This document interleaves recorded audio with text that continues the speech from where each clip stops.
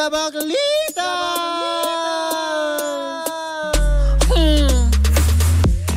Same pero iba! Kaya patuloy pa rin pong nakatutok at nakikinig sa number 106.7 na Energy FM. Panggawag mong sabihing radyo. Sabihin mo!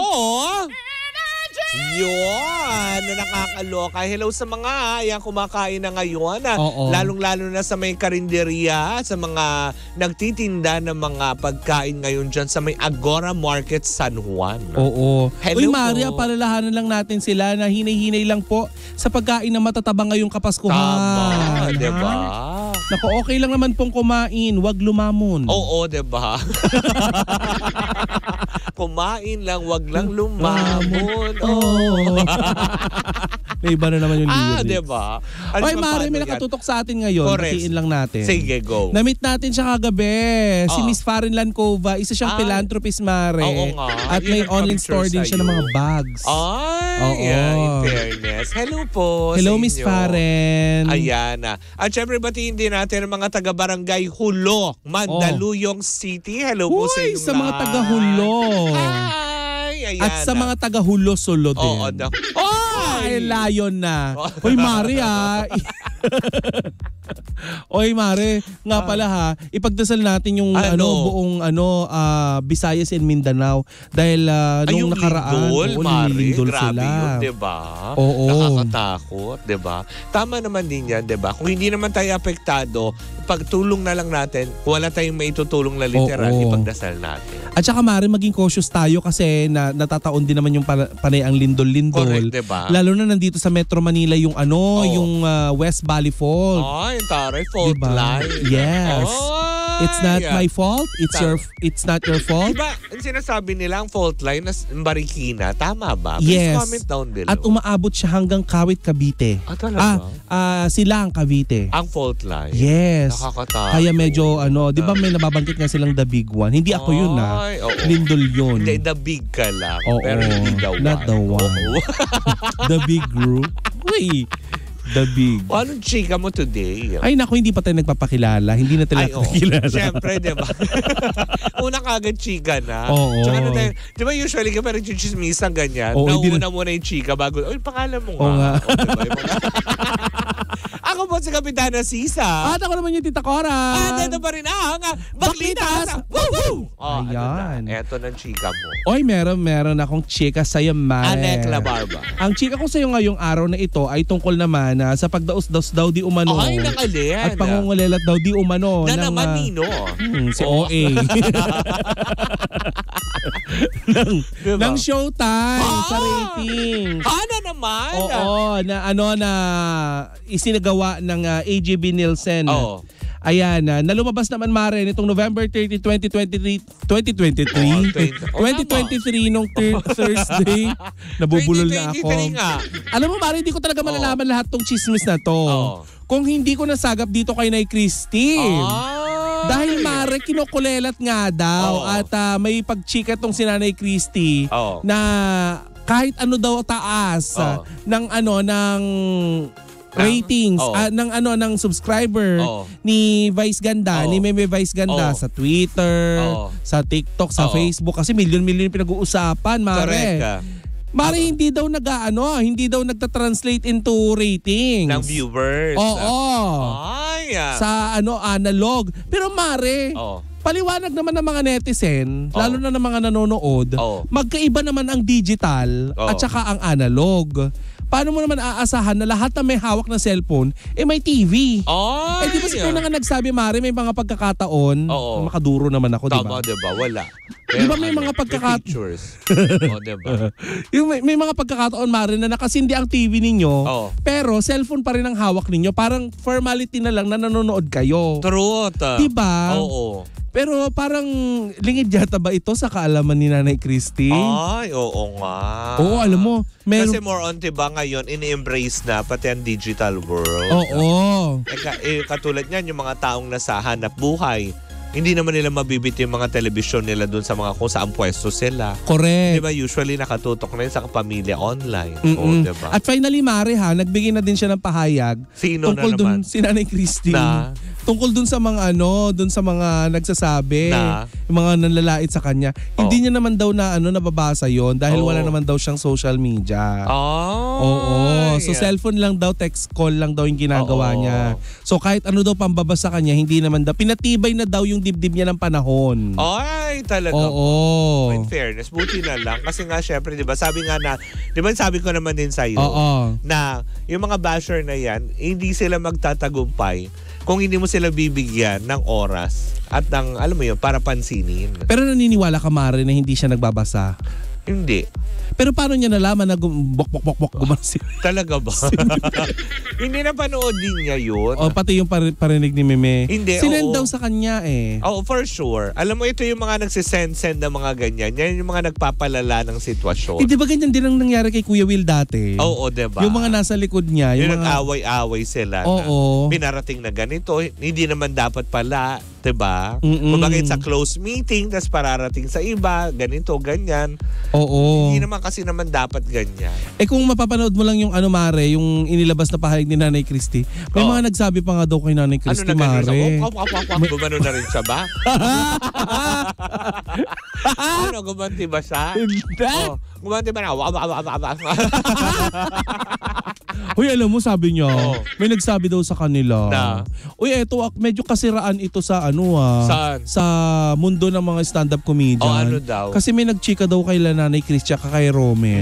Romel Chika. Na ang baho daw ng hininga ni Meme. Ay, diba matagal ng issue yun? Pero ang tagal na nilang binabalik-balik yung issue.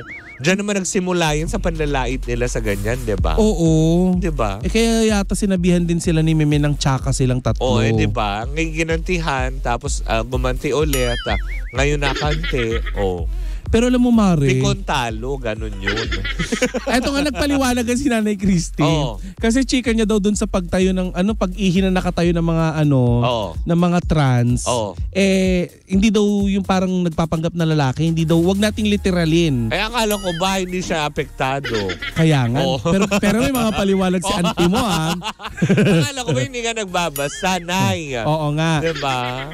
Ante? Hindi ka naapektuhan ng pambabashing. Pero bakit may paliwanag?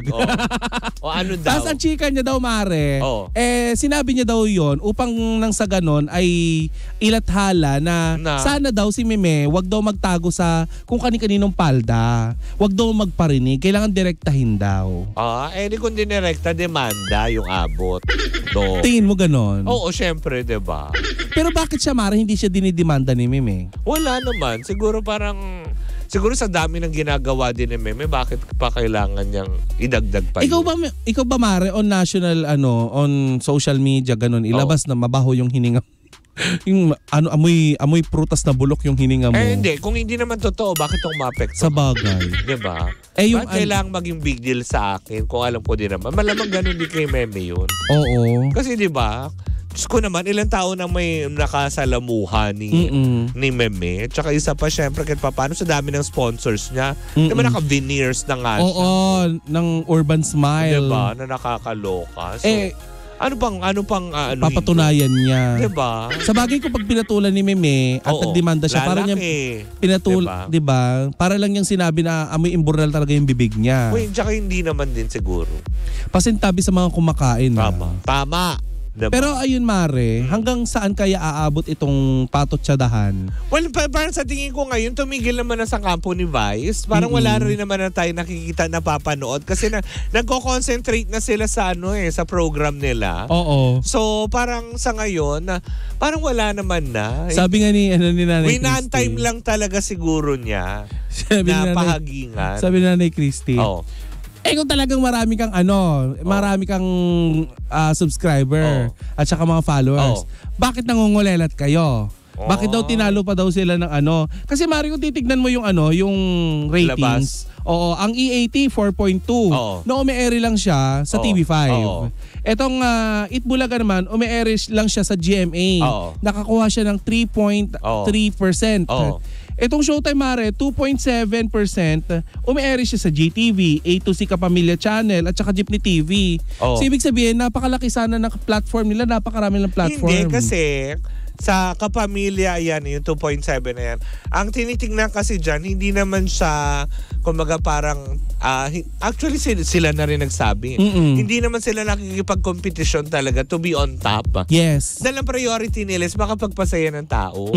Kumbaga parang sa 2.7 na ratings na yan, Mare, diba? Ilang milyones na pumasok sa GTV. Correct. Diba? Kahit ba sabihin mo hindi sila nagre-rate nagtatap 1 sa noontime program, diba? Na parang tipong, tapos nandito pa rin kami. Andyan pa rin. Showing pa din. Pumapasok pa rin ng diba? May biyaya pa din advertisers. pumapasok.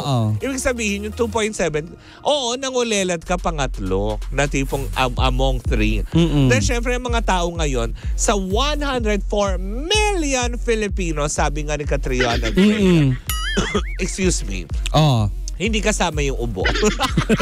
Hindi inubo. Sabi nga is, may kanya-kanyang preference sa panunooran. So hindi mo talaga mapiplease, diba? Kaya nga ngayon, diba, nagko-collab na lang nga sila para makatulong din sa programa ng bawat isa.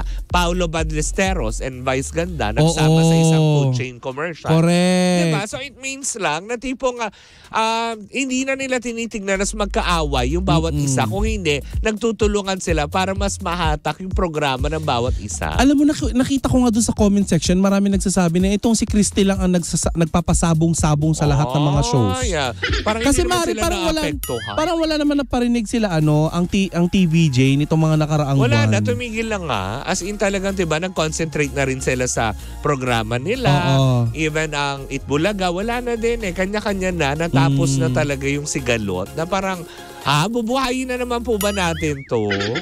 Na wala naman din tayo naririnig ng bawat isa. Tsaka isa pa, ulitin lang natin hindi nakikipagkompetensya ang Showtime sa kahit na anong noontime show. Diba? At saka Mare At never nila kinlaim na number 1 sila. Ulitin lang natin, magkaiba po ang digital at analog. Correct. Marami hong nanonood sa Showtime, lalo na kapag pananghalian, via YouTube. Pumunta ka sa YouTube, meron nanonood sa kanila.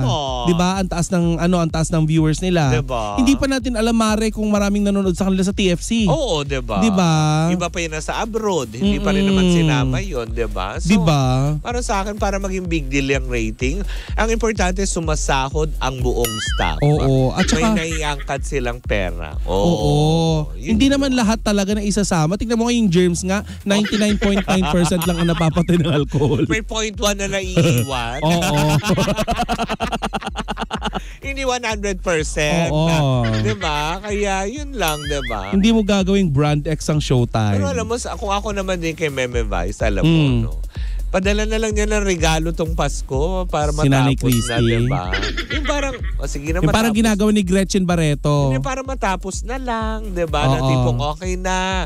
Tipong, alam mo yun, nagkasakitan tayo, nagkaganito, diba? So parang tapusin na lang natin sa diwa ng Pasko, diba? Sa bagay. Kakalo. Pero Mare, kasi knowing Meme, hindi kanya iimikin eh. Hayaan ka lang niya. Correct, diba? Ganon. Maski nga si Ayon, diba? Hindi naman nila pinansin ng pinansin. Hinayaan na lang nila. Pero tuloy-tuloy pa rin ang bana.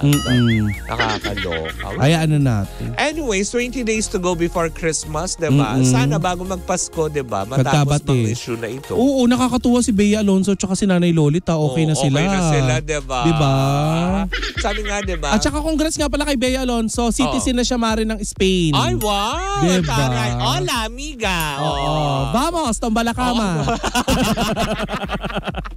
Back. Diba? Parang yung amiga natin na si Cassie Amos ng Australia. Diba? Nakakaloka. Yesterday. Alam mo na ngayon, na citizen na siya. Isa na siyang Espanyola, girl. Correct. Arriba!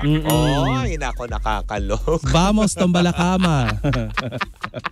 No puwersa, pero sige, rapido, birada. Ay, nako. Hindi mo bibiradahin. Anyways, ay, kung ano ba masabi natin?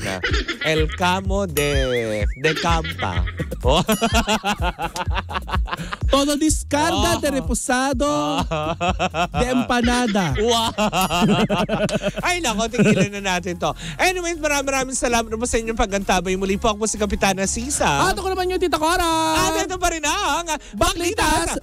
At tuloy-tuloy pa rin po ang ating tugtugan. Siyempre, dito po lamang yan sa number 106.7 Energy FM. Panggawag mong sabihin, radyo. Sabihin mo.